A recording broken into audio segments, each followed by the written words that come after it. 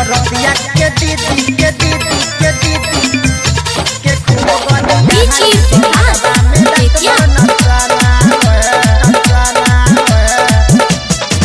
आगल बारात होता देख सहेली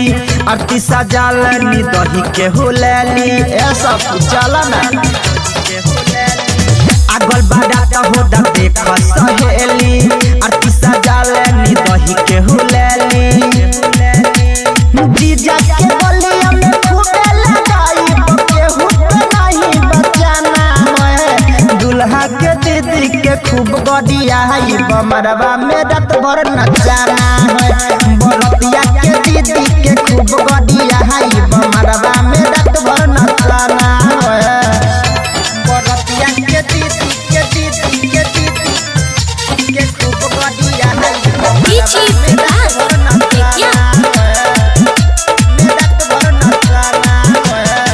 छौड़ी कवितावा कबिया खेला डडे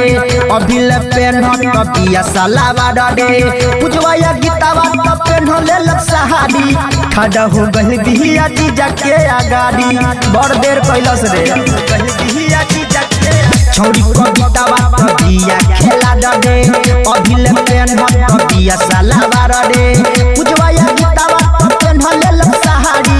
खड़ा हो गइल बिहिया जीजा के आगाड़ी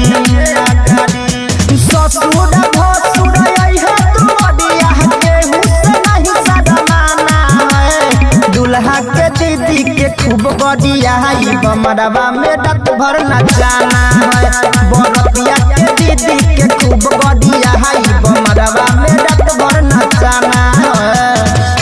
बरतिया के दीदी के दीदी के दीदी के खूब बडिया है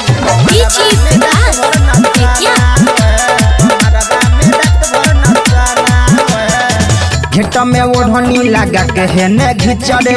जीजा के गलिया के हाथे से मिसरे